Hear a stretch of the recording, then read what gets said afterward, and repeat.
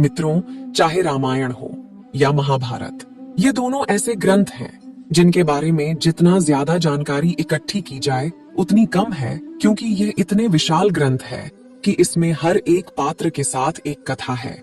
ऐसे में आज के इस वीडियो में हम लोग जानने का प्रयास करेंगे कि राम, लक्ष्मण और सीता जब तीनों वनवास गए थे तब उर्मिला ने 14 वर्ष तक क्या किया था। चलिए जानते हैं। मित्रों, जिन्होंने रामायण देखी होगी यहाँ पर ही जरूर होगी, या जिन्हें रामायण के बारे में पता है उन्हें उर्मिला के बारे में भी पता होगा, लेकिन फिर भी अगर नहीं पता तो चलिए आज के इस वीडियो में विस्तार से जानते हैं। मित्रों, पौराणिक कथाओं के अनुसार मिथिला के राजा जनक और रानी सुनैना की पुत्री उर्मिला नाग लक्ष्मी का अवतार थीं। उनकी 2 संतानें भी थीं, अंगद और चंद्रकेतु। प्रभु श्री राम, माता सीता और लक्ष्मण के वनवास जाते समय उर्मिला भी अपने पति लक्ष्मण के साथ वनवास जाना चाहती थी, लेकिन लक्ष्मण ने मना कर दिया और कहा कि वृद्ध माता पिता की देखभाल करना ही उनका कर्तव्य है। इस कारण से 14 साल उर्मिला को पति से अलग अकेले काटनी पड़ी थी। लेकिन उर्मिला ने इन 14 वर्षों तक क्या किया? अगर आप जानते हैं तो कमेंट में अपने विचार जरूर पेश कीजिएगा, और अगर नहीं जानते तो बने रहिए इस वीडियो को अंत तक। दोस्तों, अगर आपको यह कहानी अच्छी लग रही है तो कृपया इस वीडियो को लाइक करके हमारे चैनल को सब्सक्राइब कर दीजिए। इसमें आपको तो 2 से 3 सेकंड का समय लगेगा और सनातन के लिए किया जा रहा है।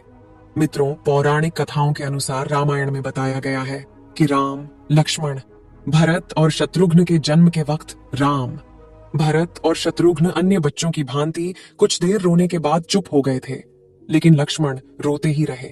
फिर उसके बाद जब उन्हें राम के बगल में लिटाया गया तब जाकर उनका रोना बंद हुआ। तब से वह हर वक्त राम की परछाई ही बनकर रहे। लक्ष्मण जी के लिए राम ही माता, पिता, गुरु, भाई सब कुछ थे, और उनकी आज्ञा का पालन ही उनका मुख्य धर्म था। वे सदा उनके साथ छाया की तरह रहते थे। भगवान श्री राम के प्रति किसी के भी अपमान सूचक शब्द को यह कभी बर्दाश्त नहीं करते थे। वास्तव में लक्ष्मण का वनवास राम के वनवास से भी अधिक महान है। जब राजा दशरथ ने भगवान राम को 14 वर्ष के वनवास का आदेश दिया तो लक्ष्मण ने भी अपने अग्रज के साथ वन में जाने का निर्णय ले लिया। राम के वनवास जाने के समय उर्मिला भी एक पतिव्रता स्त्री की तरह अपने पति लक्ष्मण जी के साथ जाना चाहती थी, लेकिन लक्ष्मण जी ने उन्हें ले जाने से इनकार कर दिया। उर्मिला ने बहुत मिन्नतें की।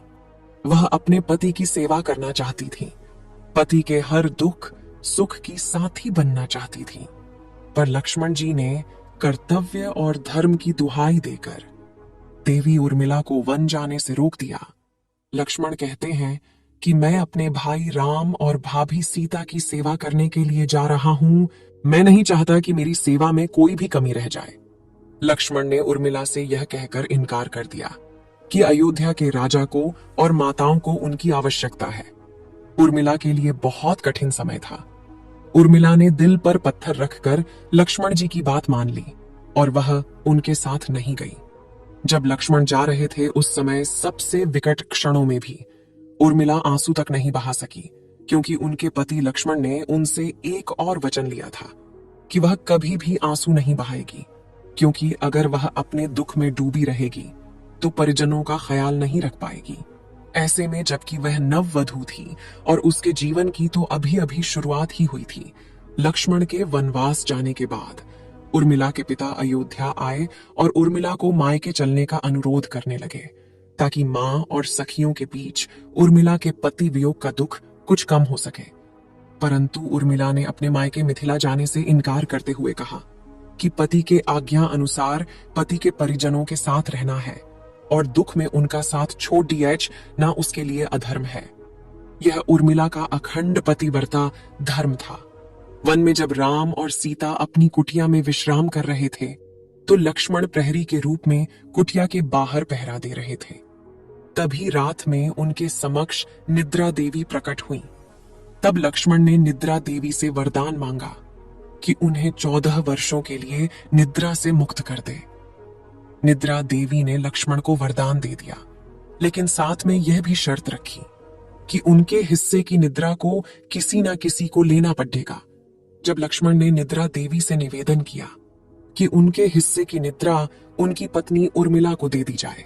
कहा जाता है कि निद्रा देवी के इस वरदान के कारण ही उर्मिला 14 वर्षों तक सोती ही रही थी और लक्ष्मण जी जागते रहे थे। कहते हैं वनवास से अयोध्या लौटने के बाद जब राम का राज्याभिषेक हो रहा था तो उस समारोह में उर्मिला भी थी, लेकिन वह नींद की अवस्था में ही थी। यह देखकर लक्ष्मण उनके ऊपर जोर जोर से हंसने लगे। यह देखकर वहां मौजूद सभी लोग दंग रह गए थे। तब लक्ष्मण ने बताया कि उर्मिला अभी नींद में है, जब मैं उपासी लूंगा तभी उर्मिला की नींद टूटेगी। यह सुनकर सब लोग हंसने लगे और उर्मिला आहत होकर वहां से चली गई। रामायण के एक रोचक किस्से में यह भी बताया गया है कि जब लक्ष्मण जीवन से आए और पत्नी के कक्ष में गए तो उन्हें देखकर पत्नी भयभीत हो गई और पहचानने से इनकार कर दिया। इसकी वजह है 14 साल तक उर्मिला का सोते रहना और इतने दिनों तक लक्ष्मण जी को उन्होंने देखा भी नहीं था। रावण के वध के बाद श्री राम, सीता और लक्ष्मण वापस अयोध्या लौट आए और वहां प्रभु श्री राम के राज तिलक की तैयारी होने लगी। उस समय लक्ष्मण जोर जोर से हंसने लगे। तब लक्ष्मण से इस हंसी का कारण पूछा तो उन्होंने यह कहा कि सारी उम्र उन्होंने इस घड़ी का इंतजार किया था कि मैं अब श्री राम का राज तिलक होते हुए देखूंगा, लेकिन अब उन्हें निद्रा देवी को दिया गया वचन पूरा करना है जो उन्होंने वनवास जाने से पहले दिया था। दरअसल निद्रा देवी से उन्होंने कहा था कि वह 14 वर्ष उन्हें परेशान नहीं करेंगी और उनकी पत्नी उर्मिला उनके स्थान पर सोएगी। निद्रा देवी ने उनकी यह बात एक शर्त पर मानी थी कि जैसे ही वह अयोध्या लौटेंगे उर्मिला की नींद टूट जाएगी और उन्हें सोना होगा। लक्ष्मण इस बात पर हंस रहे थे कि अब उन्हें सोना होगा और वह राम का राज तिलक नहीं देख पाएंगे। उनके स्थान पर उर्मिला ने यह रस्म देखी थी लक्ष्मण की उर्मिला से।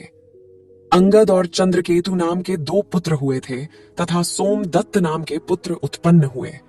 अंगद ने अंगद पुरी तथा चंद्रकेतु ने चंद्रकांतापुरी की स्थापना की थी।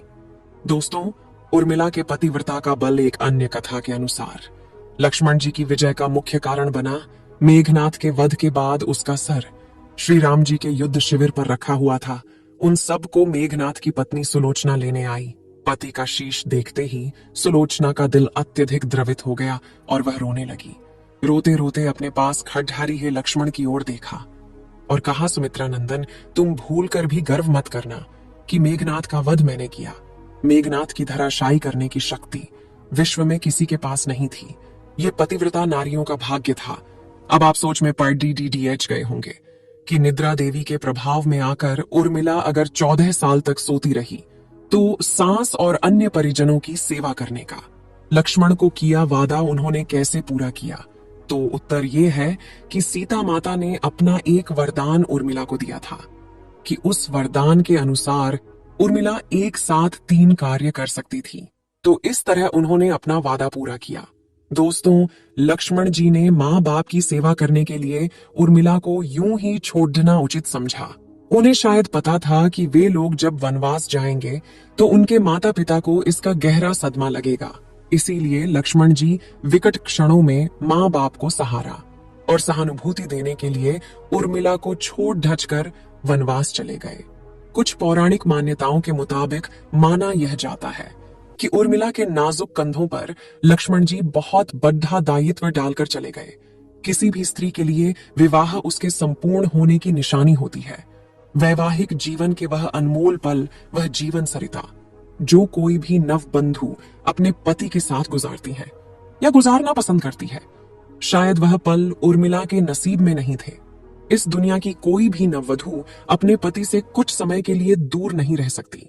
देवी उर्मिला अपने पति से 1 नहीं 2 नहीं बल्कि पूरे 14 साल अलग रही।